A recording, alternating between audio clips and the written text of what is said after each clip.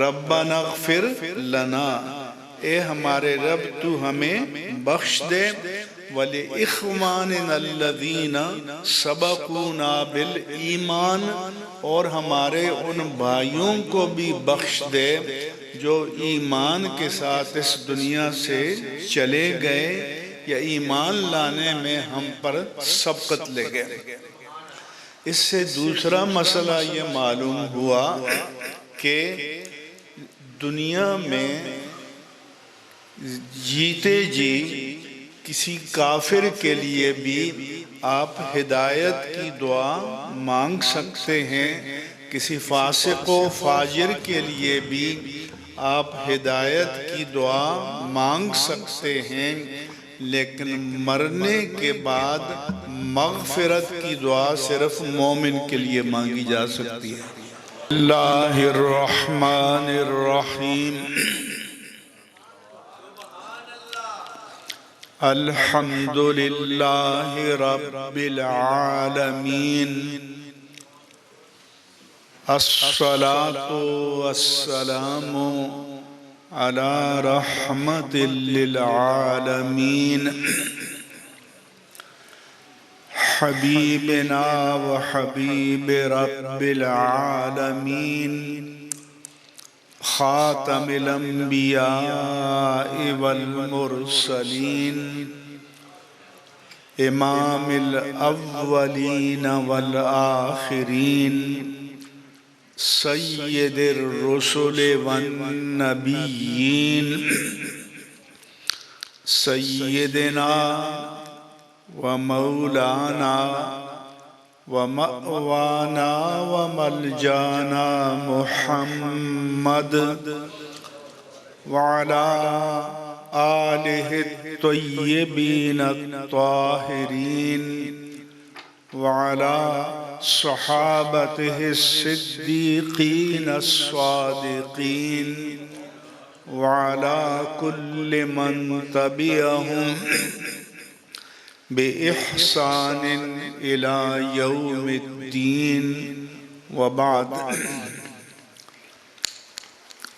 صدر مجلس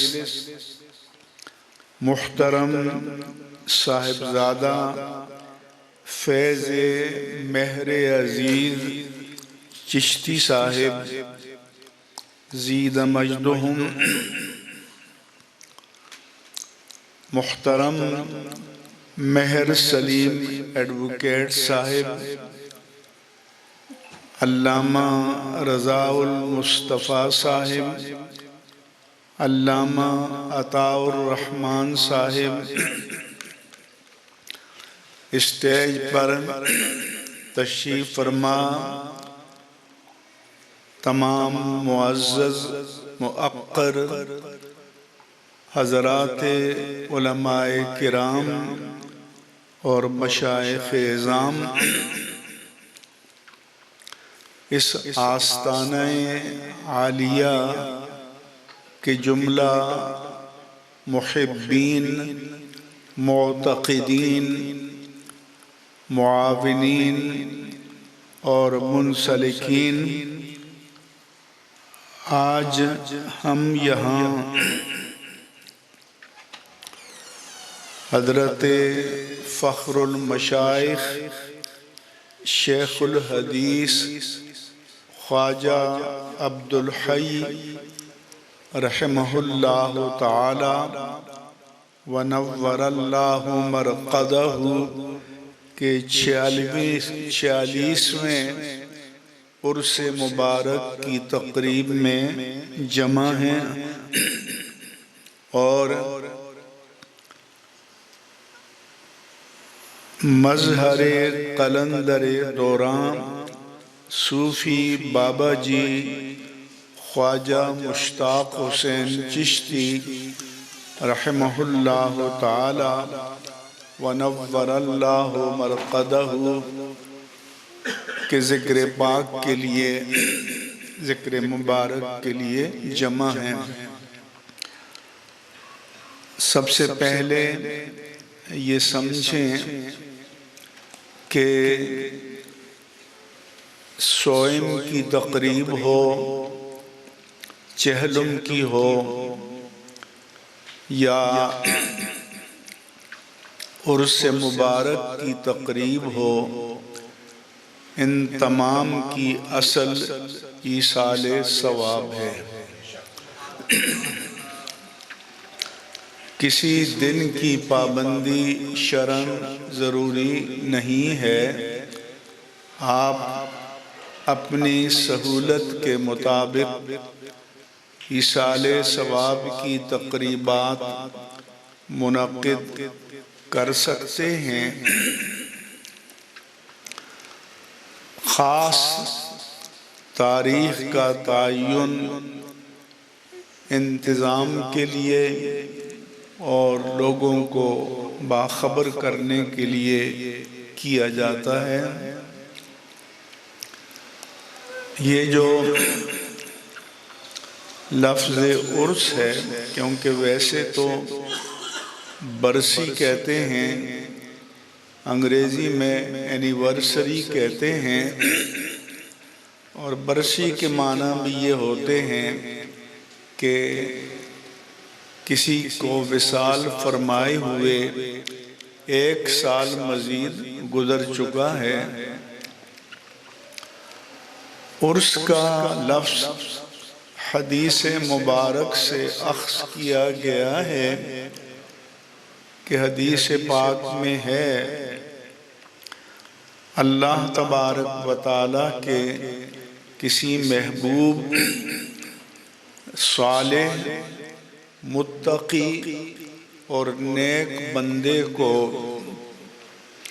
جب قبر میں دفن کیا جاتا ہے اور قبر بند کر دی جاتی ہے تو منکر نکیر آتے ہیں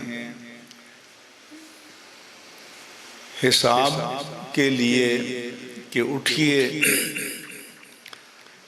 تو وہ نیک بندہ اسے لگتا ہے کہ یہ عصر کی نماز کا وقت ہے، تو وہ کہتے ہیں کہ ٹھہرو بابا میں نماز پڑھ لوں۔ پھر فرشتے اس سے کہتے ہیں نم کنومت العروس، کہ جس طرح شادی کی رات دلہن سجے ہوئے نرم و گداز بستر پر راحت کے ساتھ لیٹتی ہے، تو بھی آرام کے ساتھ سو جا۔ لا یوقظہ الا احب اہلہ، اس کے محبوب کے سوا کوئی اسے جگاتا نہیں ہے اور اٹھاتا نہیں ہے۔ اور ہم بھی نیک فعال کے طور پر عرس کا کلمہ بولتے ہیں کہ چونکہ ان کی ظاہری زندگی ہمارے سامنے تقوی کے ساتھ، صالحیت کے ساتھ، اللہ تعالیٰ کی بندگی کے تقاضوں کو پورا کرتے ہوئے اللہ تعالیٰ کے رسول مکرم صلی اللہ علیہ وآلہ وسلم کی غلامی اور اطاعت کے تقاضوں کو پورا کرتے ہوئے دین پر استقامت کے ساتھ قائم اور عامل رہتے ہوئے گزری ہے، تو نیک فعال کے طور پر ہم یہ سمجھتے ہیں کہ اللہ تبارک و تعالی ان ساری مشقتوں کے صلے میں انہیں قبر میں، حشر میں، آخرت میں راحت و سکون نصیب فرمائے گا۔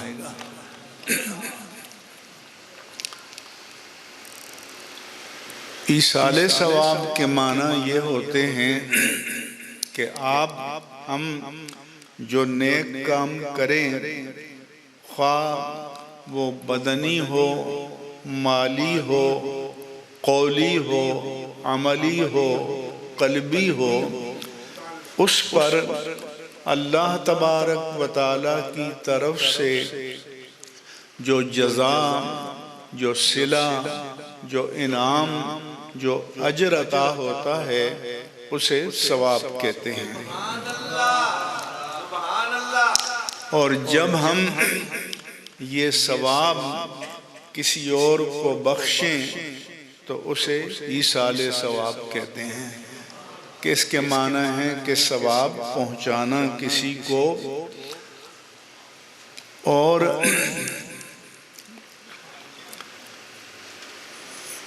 ایصال ثواب کی صورتیں کئی ہیں۔ مثلا کسی کے لیے صدقہ کرنا، جیسا کہ حدیث پاک میں ہے کہ حضرت سعد رسول اللہ صلی اللہ علیہ وآلہ وسلم کی خدمت میں حاضر ہوئے اور عرض کیا، یا رسول اللہ صلی اللہ علیہ وسلم ان امی افتتلت، میری ماں کا، والدہ ماجدہ کا اچانک انتقال ہو گیا ہے۔ جیسے ہمارے ہاں ہارٹ فیل ہو جاتا ہے، برین ہیمریج ہو جاتا ہے۔ اظن انہا لو تکلمت تصدقت، انہوں نے عرض کیا کہ مجھے یقین ہے کہ اگر میری ماں کو جان دینے سے پہلے کچھ کہنے کی فرصت ملتی تو وہ وصیت کرتی کہ میرے لیے صدقہ کرنا۔ افاتصدق عنہا فلہا اجر، کیا میں اس کی طرف سے صدقہ کروں تو انہیں اجر ملے گا؟ تو اللہ کے رسول نے فرمایا کہ اجر ملے گا۔ معلوم ہوا کہ دوسرے کے نیک فعل کا اجر کسی اور کو مل سکتا ہے اور ملے گا۔ اور پھر انہوں نے حضور کی مشورے پر اپنی والدہ ماجدہ کے لیے ایک کنواں کھودا کہ اس زمانے میں مدینہ منورہ میں مسلمانوں کے لیے میٹھے پانی کی بہت کمی تھی، اور اس کا نام پھر مشہور ہو گیا بئر ام سعد، ام سعد کی ماں کا کنواں۔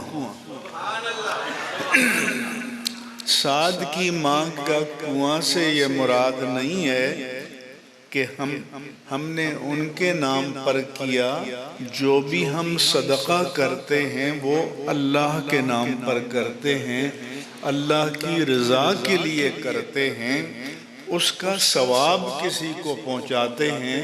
اور اس لیے ہمارے ہاں مسجدوں کے نام مسجد ابو بکر، مسجد فاروق، مسجد عثمان، مسجد علی، مسجد حسن، یہ نسبت کے لیے یا نسبت ایصال ثواب کے لیے یہ نام رکھے جاتے ہیں۔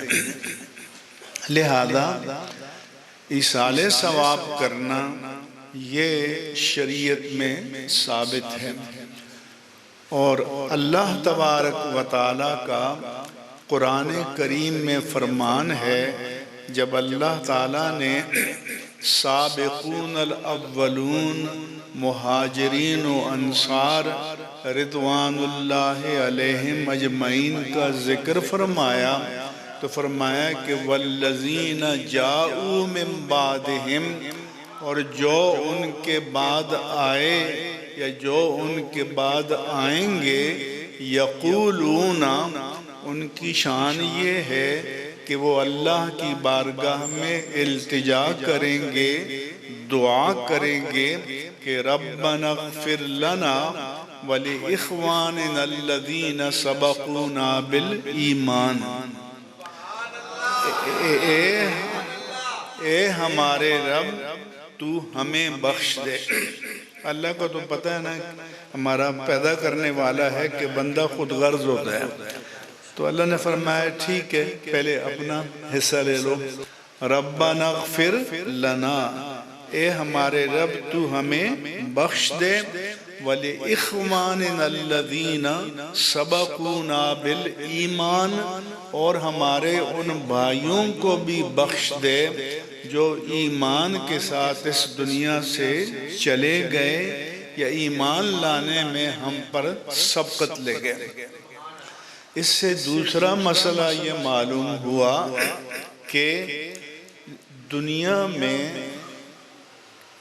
جیتے جی کسی کافر کے لیے بھی آپ ہدایت کی دعا مانگ سکتے ہیں، کسی فاسق و فاجر کے لیے بھی آپ ہدایت کی دعا مانگ سکتے ہیں، لیکن مرنے کے بعد مغفرت کی دعا صرف مومن کے لیے مانگی جا سکتی ہے۔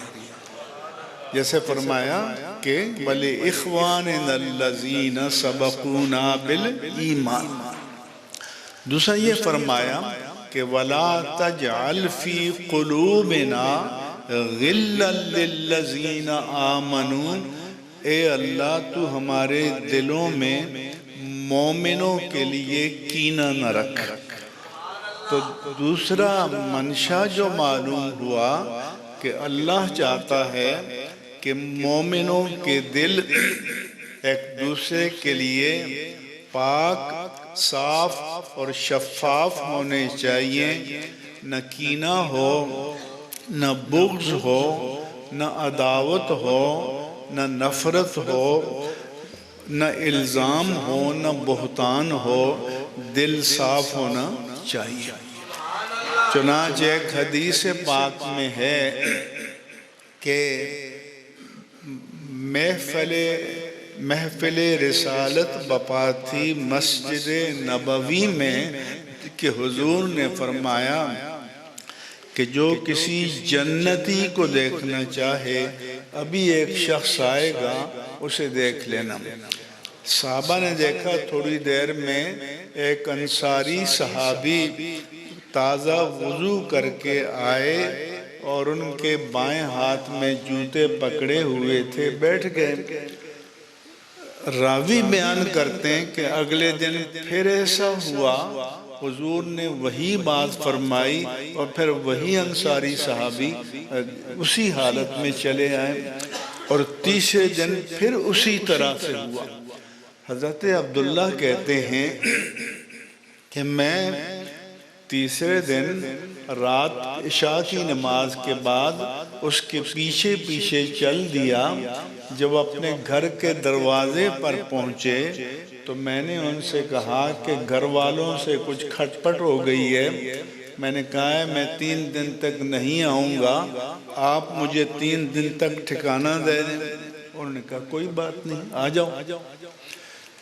وہ بیان کرتے ہیں کہ 1 دن، 2 دن، 3 دن میں نے گزارے، تو تیسرے دن میں نے ان سے کہا کہ حضور والا گھر والوں سے ناراضگی تو نہیں تھی، میں تو اس لیے آیا تھا کہ اللہ کے رسول نے 3 دن مسلسل آپ کے لیے جنتی ہونے کی گواہی دی، تو میں جاننا چاہتا ہے کہ آپ کیا کام کرتے ہیں جو ہم نہیں کرتے۔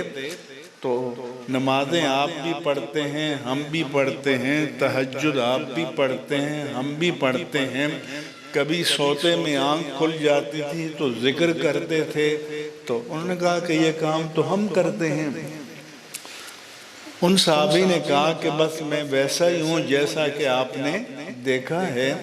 تو وہ چل دیے، وہ چند قدم چلے تھے کہ پیچھے سے میزبان نے بلایا، اور میزبان نے کہا کہ بھائی جان ایک بات ہے کہ جب میں رات کو سوتا ہوں تو میرے دل میں کسی کے لیے کینہ نہیں ہوتا۔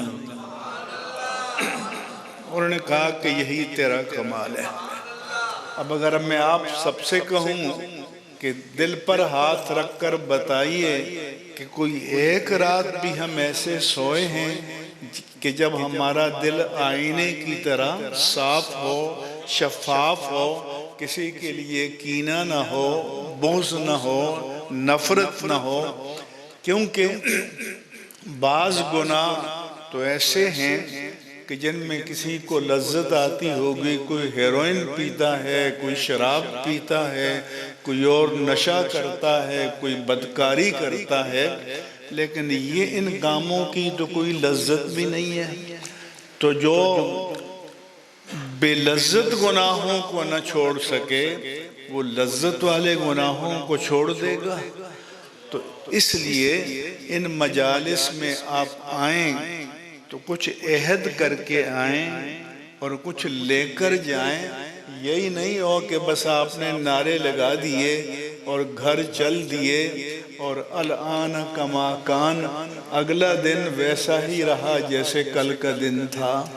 تو ہمیں یہاں آنا چاہیے، اپنے اندر کچھ تبدیلی پیدا کرنے کے لیے، اپنے اقوال میں، اپنے افعال میں، اپنے ظاہر میں، اپنے باطن میں۔ آج کل تو حال یہ ہے ہمارا، پیسہ لوگوں کے پاس ماشاءاللہ بہت ہو گیا ہے، تو توبہ بھی کرنی ہو تو ایک خوشگلو نعت خواں کو یا اسٹوڈیوز میں بٹھا دیتے ہیں یا اسٹیج پر، وہ کہتے ہیں میری توبہ قبول ہو، میری توبہ قبول ہو، اور مجمع سمجھتے ہیں ہماری توبہ ہو گئی۔ یہ کوئی توبہ نہیں ہے، ایسی کسی توبہ کا تصور قرآن و حدیث میں نہیں ہے۔ توبہ کے معنی کیا ہے؟ کہ شرک سے پلٹ کر توحید کی طرف آنا، کفر سے پلٹ کر اسلام کی طرف آنا، نفاق سے پلٹ کر اخلاص کی طرف آنا، اور فسق و فجور سے پلٹ کر اللہ کی بندگی کی طرف آنا، یہ توبہ ہے۔ اب یہ توبہ ٹھیکے پر نہیں دی جا سکتی، یہ توبہ اوپر سے ٹھونسی نہیں جاتی، یہ توبہ اندر سے جنریٹ ہوتی ہے۔ حدیث کہ توبہ کا سب سے پہلی شرط کیا ہے؟ کہ آدمی اپنے خالق، اپنے مالک، اپنے رب کے حضور اپنے گناہوں کا اعتراف کرے۔ اپنے دماغ کی اسکرین پر زندگی کی فلم چلائے اور جو گناہ کیے ہیں ایک ایک کر کے ان کا اعتراف کرے۔ ہمارے قانون کی زبان میں اس کو کنفیشن کہتے ہیں، اقرار و اعتراف جرم۔